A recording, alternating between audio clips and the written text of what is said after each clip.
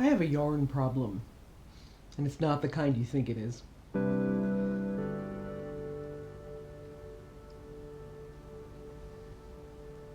This yarn and I have a issue.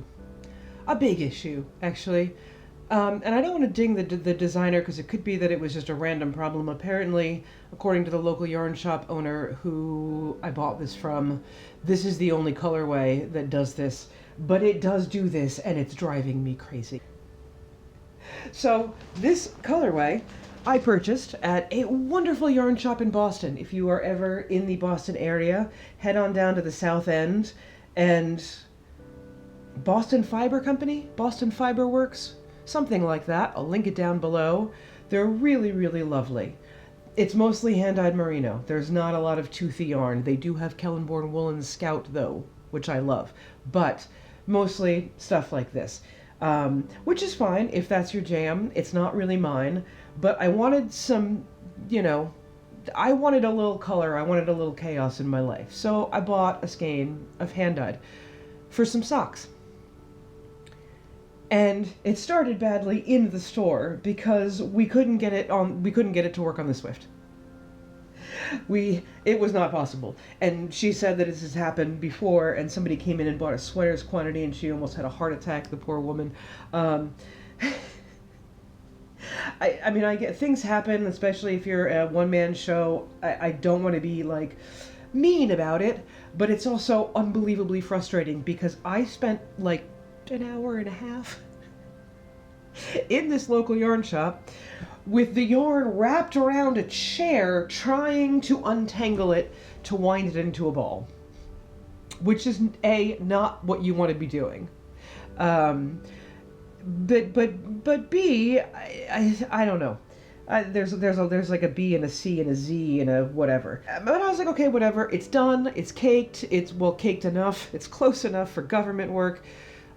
Which is a bad saying because apparently government has like insanely strict guidelines. I was told by someone who works there.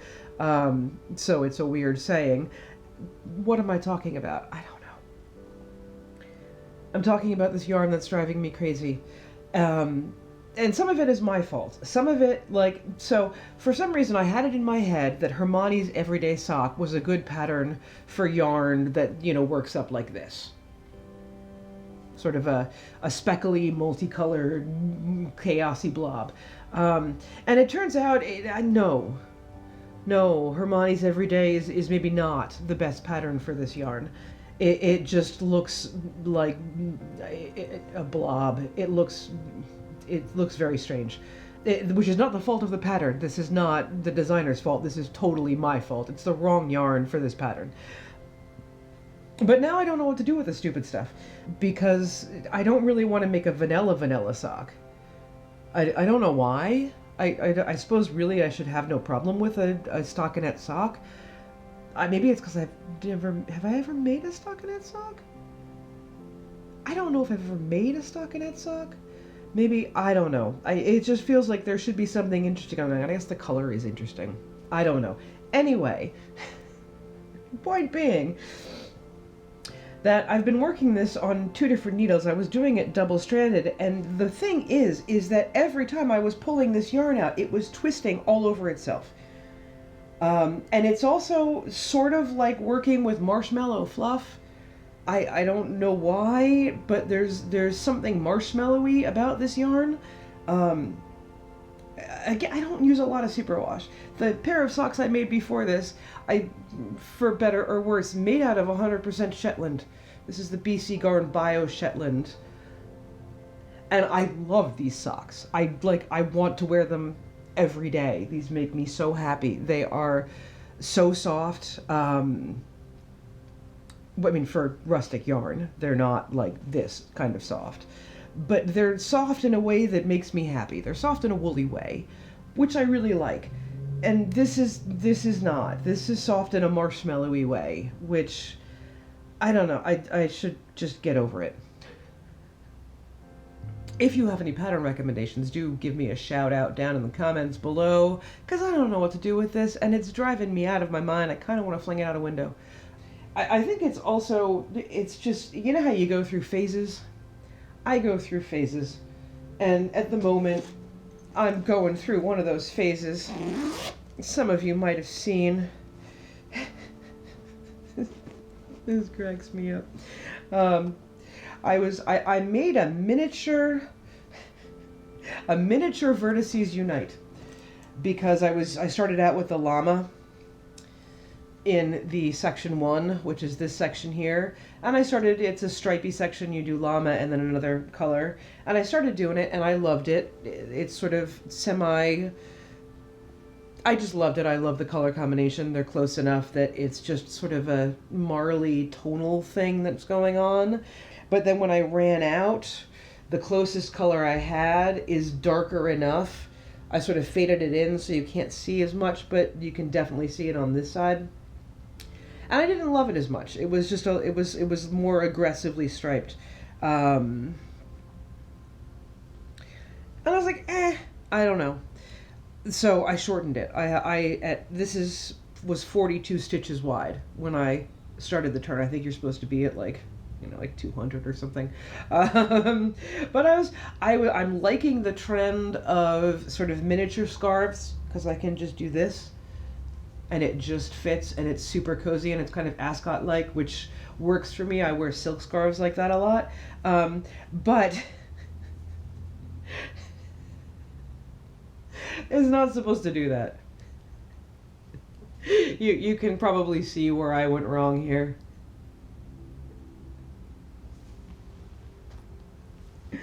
I turned my brain off. I was just following the pattern and I turned my brain off a little bit too much. Because I turned on the wrong side. It's supposed to be going, this way, and it's going this way. Which it's definitely my own fault. I highly doubt that this happens in the pattern. There's been too many people. This is a Stephen West. There's been too many people who have knit this. So I'm like 99.99999% sure that was just me being an idiot. I don't know. There is one thing that's weird about this pattern for me in that there are some times, there's sort of like a seam, depending on which side you pick up on, you get a little seam there. And I kind of like that you get the seam on what turns into the more marley side of garter, because garter, you get one end ends up stripy and one end ends up marley. And I liked that the seam was kind of on the marley side, but there were sections in which the seam was not on the marley side. So I switched them, which worked. So now all my seams are on the marley side, and on this more stripy side, there are no seams. This works for me. It was weird to me, though, that not all the seams were on the same side. There could be a reason. I don't know what that reason is. If you know what that reason is, again, let me know. Or a theory. Any theories are fine. But I also had a problem because I initially had this color up here, and that was perfect, but then I didn't have a color for here. And I'm not, because I ran out of the Llama, which should have been this color. I didn't want to use the charcoal. I wanted to use something more in the brown family, and I wanted this to be my only sort of crazy color situation. And it looked really pretty when it was kind of, let's see if I can make it. I don't know why I'm doing this, but I'm doing it. But it looked kind of like that. And I really liked that color-wise, but I had no yarn for this, and I was not going to go out and buy another skein of yarn, because I bought this skein of yarn on an impulse some time ago. I think I've talked about it. I think it was Canopy by the Fiber Company, and I was not doing that again. That was not a thing. I wanted this color for next to my face. It makes me happy. It's beautifully soft. This is also beautifully soft. This is Woolfolk Tynd. And it's one of the softest merinos I've ever had my hands on, but it does not like to be ripped back at all. Don't rip back in it, and it's a little splitty. It's definitely worth it. Would I love a sweater in this? Yes, it would cost a fortune. It would probably be worth it though. And oh my God, look at that color! It's like this dark raisiny color. I don't know if you can see it. The light is not on my side today. Doing the best I can. So I grabbed what was left of, this was a Malabrigo singles, Makita I think it is, that I had used in my Fantastitch and had some left over. And it's okay. I don't hate it. This part isn't, no one's ever going to see it anyway, because the way I'm going to be wearing it, oops, is like this. So basically all of the interesting parts of the scarf nobody sees. I don't know. Oh, that's so warm and cozy though. So yeah, I have to fix the dog leg. I don't want to. I don't want to. I have had some other successes though. At that same local yarn shop, I also bought Kelbourne Woolens Scout, and I made my cousin a hat. He's very knit-worthy. He's a lovely human being. This is the classic ribbed beanie by Purl Soho. The only thing that makes me a little sad about this is that I thought his head was smaller than it was, and so I knit it to 16 centimeters before starting the decreases, and his head was not that small, but my head is, and it fit my head perfectly, and I'm totally in love with the hat. But I don't think there's enough left over to make one for me. I think this is just over half a skein, and mine would have been half a skein. So for two small heads, you can get two hats out of Kelbourne Woolens Scout, which is kind of awesome, especially at that price point. And it is a really nice yarn. It's marley and heathered. It's got sort of like the most beautiful greens in here, and just a hint of yellow, of like a golden yellow. So I really love the color of this yarn. And actually there's a sweater that I've been thinking about recreating. It was an old H&M sweater. This hat really doesn't fit me, but I don't care. An old H&M sweater that was these two colors of greens, and I've been meaning to recreate it, and I was thinking about using like Holst to get the two different thinner colors to work up to less than a DK, so it's a lighter sweater. But the color on this is so exactly perfect that I'm wondering if I might not just find a mohair that's more of a chartreuse and run with that. We shall see. Success though. This was a success. I had another success in another pair of socks, which is arguably a really dumb thing to have done, but again, I don't care. I made a pair of socks out of Garn Bio Shetland, which is 100% Shetland wool.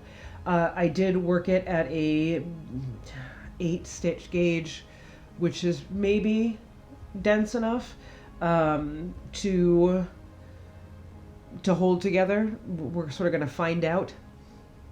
I feel like it should be. I feel like that's, from everything that I've read and watched and etc., I feel like I have a shot.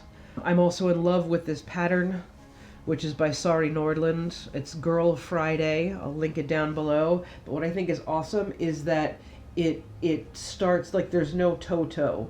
The toe is in pattern, and the heel is in pattern. And it's a lovely detail. And I don't wear through the heels or tips of my toes on my socks. I'm more the ball of my foot is where I tend to get holes. I suppose occasionally on the top of my foot. Mostly I get holes around the balls of my feet, so this shouldn't present a problem for me in terms of wear, except for the fact that the yarn is a bit of an experiment. But I don't care if I have to knit a pair of these every year or 2 or 3. I would be okay with that.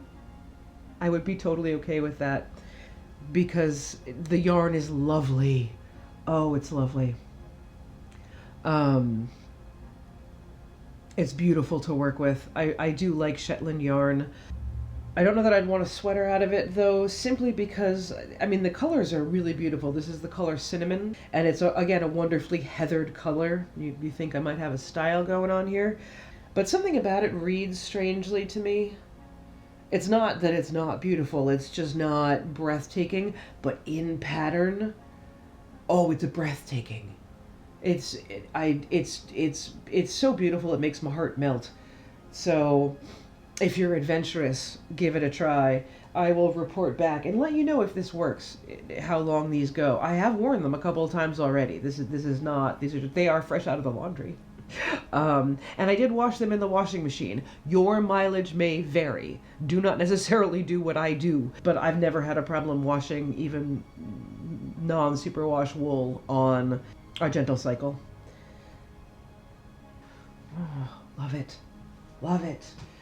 Another thing I knit, I can't remember if I talked about these yet, but I'm going to talk about them again because I I can't stop wearing these socks either. Is I made some socks out of the donegal tweed, which is the, I think, 70% wool, 30% mohair, something like that. I should get sock blockers. I should be a professional YouTuber. I'm not a professional YouTuber. Who cares? But just a basic 3x1 rib sock with a contrast toe, heel, and a little tiny, just a, was it one row, I think? Yeah, a one row stripe at the top for just a little hint of color. And these socks are so warm and so glorious. I would wear them every day if I could. My feet would probably smell really bad, even with the antimicrobial properties.